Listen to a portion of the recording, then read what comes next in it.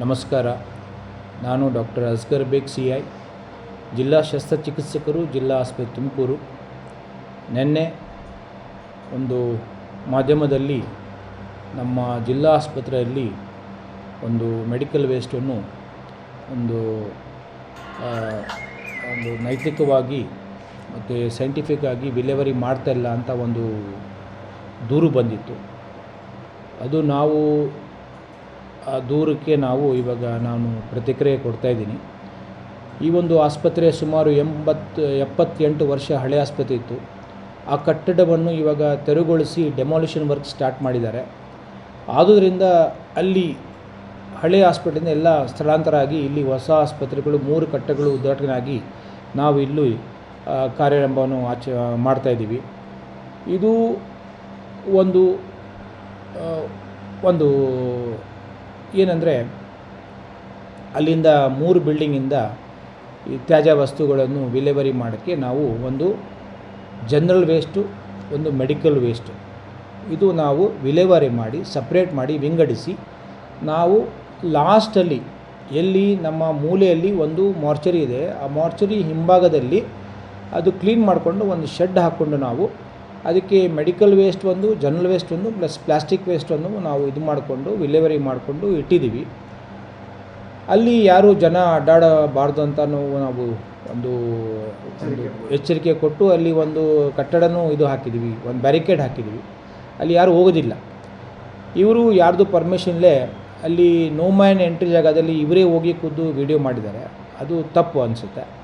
ನಾವು ಒಂದು ಸೈಂಟಿಫಿಕ್ಕಾಗಿ ನಾವು ವಿಲೇವಾರಿ ಮಾಡಿ ಎಲ್ಲ ವಾರ್ಡ್ಗಳಿಂದ ಯೆಲ್ಲೋ, ರೆಡ್ ಮತ್ತು ಬ್ಲ್ಯಾಕ್ ಕವರಲ್ಲಿ ನಾವು ಮತ್ತು ನಾರ್ಮಲ್ ಗ್ರೀನ್ ಕವರಲ್ಲಿ ನಾವು ವೇಸ್ಟನ್ನು ವಿಂಗಡಣೆ ಮಾಡಿ ನಾವು ಸಪ್ರೇಟಾಗಿ ನಾವು ವಿಲೇವಾರಿ ಮಾಡ್ತಾಯಿದ್ವಿ. ಸೊ ಜನರಲ್ ವೇಸ್ಟನ್ನು ನಮ್ಮ ಕಾರ್ಪೊರೇಷನ್ ಅಧಿಕಾರಿಗಳು ಪ್ರತಿದಿನ ಅವರು ತಗೊಂಡು ಹೋಗ್ತಾರೆ. ಆಮೇಲೆ ಈ ಮೆಡಿಕಲ್ ವೇಸ್ಟು ನಾವು ಒಂದು MOU ಮಾಡ್ಕೊಂಡಿದ್ದೀವಿ ಒಂದು ಮೆಡಿಕೇರ್ ಕಂಪ್ನಿಯಿಂದ. ಸೊ ಅವರು ಔಟ್ಸೋರ್ಸ್ ಪರ್ಸನ್, ಅವರು ಒಂದು ದಿನ ಬಂದು ಅವರು ತಮ್ಮ ಸಣ್ಣ ಟ್ಯಾಂಕರಲ್ಲಿ ಇದು ಗಾಡಿಯಲ್ಲಿ ತಗೊಂಡು ಹೋಗ್ತಾರೆ. ಏನಾದರೂ ಜಾಸ್ತಿ ಇದ್ದರೆ ಅವ್ರು ದೊಡ್ಡ ಕ್ಯಾಂಟರ್ ತಗೊಂಡು ಹೋಗ್ತಾಯಿದ್ರು. ಸೊ ಈ ದಿನ ಏನಾಗ್ತದೆ, ನಾವು ಇಲ್ಲಿಂದ 3 ಬಿಲ್ಡಿಂಗಿಂದ ತಗೊಂಡು ಅಲ್ಲಿ ಯಾರು ಜನ ಹೋಗೋದಿಲ್ಲ, ಅಲ್ಲಿ ನಾವು ಶಿಫ್ಟ್ ಮಾಡಿದ್ದೀವಿ. ಅಲ್ಲಿ ಒಂದು ಬ್ಯಾರಿಕೇಡ್ ಹಾಕಿದ್ದೀವಿ. ಸೊ ಈಗ ಸೈಂಟಿಫಿಕ್ಕಾಗಿ ನಾವು ವಿಲೇವಾರಿ ಮಾಡ್ತಾಯಿದ್ದೀವಿ. ಈಗ ನಮ್ಮದು ಕನ್ಸ್ಟ್ರಕ್ಷನ್ ಸ್ಟಾರ್ಟ್ ಆಗಿದೆ ಮತ್ತು STP ETP ಮತ್ತು ಅದು ಸೈಂಟಿಫಿಕ್ಕಾಗಿ ಒಂದು ಮಾಡ್ಯುಲರ್ ಕಲೆಕ್ಷನ್ ಏರಿಯಾ ಅಂತ ನಾವು ಇವಾಗ ಕನ್ಸ್ಟ್ರಕ್ಷನ್ ಸ್ಟಾರ್ಟ್ ಮಾಡಿದ್ದಾರೆ. ಸೊ ಅದು ಮಾಡೋಕ್ಕೆ ಕನಿಷ್ಠ ಅಂದರೆ 1 ವರ್ಷ ಬೇಕಾಗುತ್ತೆ.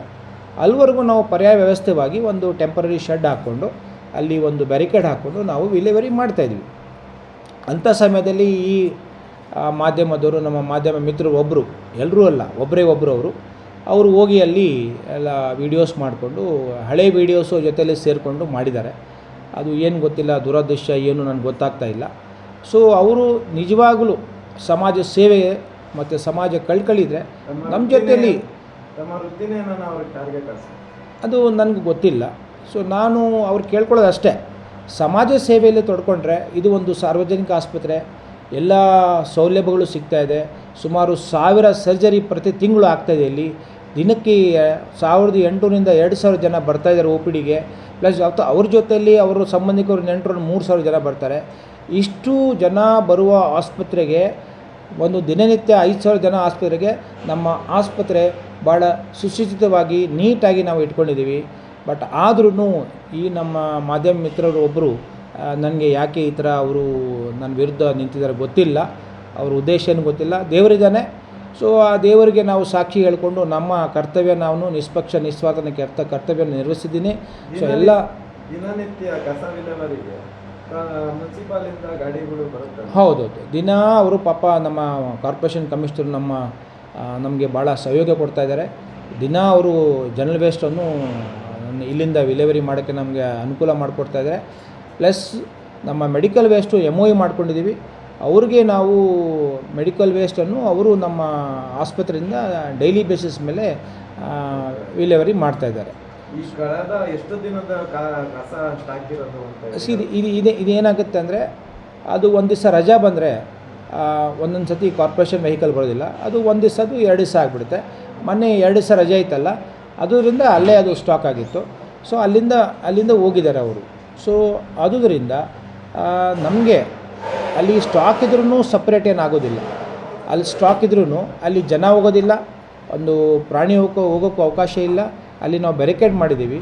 ಪ್ಲಸ್ ಇನ್ನೂ ಈ ಕೆಲಸನೂ ಸ್ಟಾರ್ಟ್ ಆಗಿದೆ. ಹೊಸ ಅದನ್ನ ವಾಚ್ ಮಾಡೋಕ್ಕೆ ಆಗಲಿ ಮತ್ತು ಅದರ್ ಪರ್ಸನ್ಸ್ ಬರದೇ ಇರೋಂಗೆ ಕಾಯೋದಕ್ಕೆ ಯಾರನ್ನೋ ಒಬ್ಬ ಪರ್ಸನ್ನು ನೇಮಕಾತಿ ಮಾಡಿದ್ದೀವಿ. ನೋಡಿ, ಅಲ್ಲಿ ಒಬ್ಬರಿಗೆ ಗ್ರೂಪ್ ಡಿ ಹಾಕಿದ್ದೀವಿ. ನಮ್ಮ ಸೂಪರ್ವೈಸರ್ಸ್ 3 ಜನ ಇದ್ದಾರೆ. ಅವರಿಗೆ ವಿಲೇವಾರಿ ಮಾಡಬೇಕಾದ್ರೆ ಆ ವಾರ್ಡಿಂದ ಸೈನ್ ಮಾಡಿ ಬುಕ್ಕಲ್ಲಿ ತಗೊಂಡೋಗ್ಬೇಕು. ಅಲ್ಲಿ ರಿಸೀವ್ ಮಾಡುವಾಗ ಅವರು ಸ್ವೀಕಾರ ಯಾರು ಮಾಡ್ತಾರೆ ಅವರು ಸೈನ್ ಮಾಡಿ ಸ್ವೀಕಾರ ಮಾಡಬೇಕು. ಆ ಥರ ಪದ್ಧತಿ ಮಾಡಿದ್ದೀವಿ.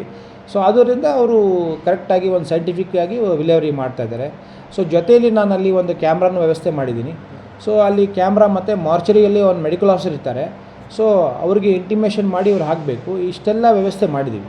ಇನ್ನು BS ಆದಮೇಲೆ ಹಲವು ಹೊಸ ಕಟ್ಟಡಗಳು ನಿರ್ಮಾಣ ಆಯಿತು ಸರ್. ಇದು ನಮ್ಮ ತುಮಕೂರಿನ ಜನತೆಗೆ ತಾವು ಕೊಟ್ಟಂಥ ಒಂದು ಕೊಡುಗೆ ಅಂತ ಅಂದ್ಕೊಂಡಿದ್ದಾರೆ. ಯಾಕೆಂದರೆ ಹಲವಾರು ನಮ್ಮ ಡಿಸ್ಟ್ರಿಕ್ಟ್ ಸರ್ಜನ್ಸ್ಗಳು ಬಂದರು, ಅವರ ಒಂದು ಕೆಲಸ ಇದರಲ್ಲಿ ಅವ್ರ ಪೀರಿಯಡಲ್ಲಿ ಹೊಸ ಬಿಲ್ಡಿಂಗ್ಗಳು ಯಾವುದೂ ನಿರ್ಮಾಣ ಆಗಲಿಲ್ಲ.